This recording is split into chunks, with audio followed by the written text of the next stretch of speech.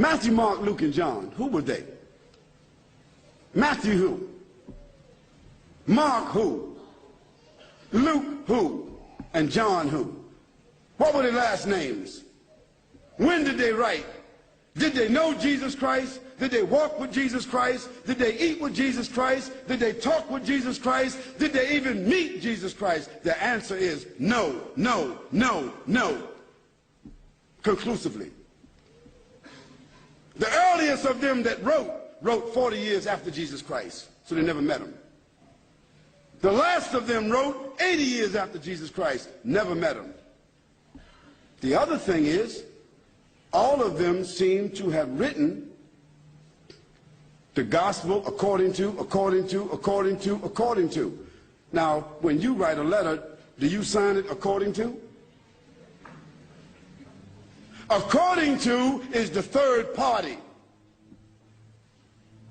If Joanne or Jackie or Bobby or Johnny told me something and I wrote it, I would say according to Joanne, Jackie, Bobby, or Ronnie, according to. But those four people would not write a letter and in front of it say Jackie according to Jackie and not even write her last name.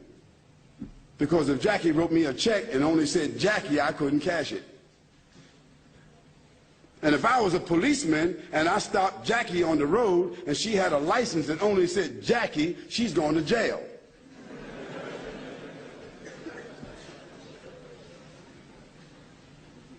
Where in the world is a document with only one name of four different writers that did not meet the one whom they're writing about? Where is that accepted in the whole world? Nowhere except in the Bible. And the church fathers and the church writers and the Christian historians, they all agree that perhaps those four writers themselves were only pen names. Because a writer would not write his first name according to. And there's a great amount of suspicion that the man called Paul, Saul of Tarsus, that because he wrote all the books from Acts all the way to the end of the New Testament, how many books is that? How many? 16, 15, 17, 19? All the books of Acts on, Colossians, Ephesians, Corinthians, Romans, Galatians, all of those books are written by whom? Paul, Saul of Tarsus, another man who never walked, who never talked, who never met, who never ate, who never prayed, who never knew Jesus Christ. Isn't that something?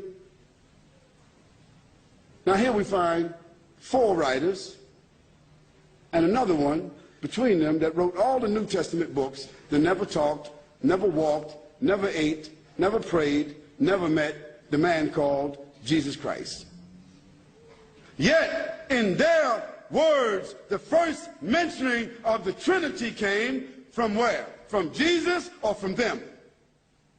The first mentioning of Jesus being divine, a man God, came from whom? From them. The first mentioning that Jesus is the Son of God came from whom? From them. Jesus never said in his own words any such words, but it was the men who never met him, who claimed to have written, who didn't know their last names.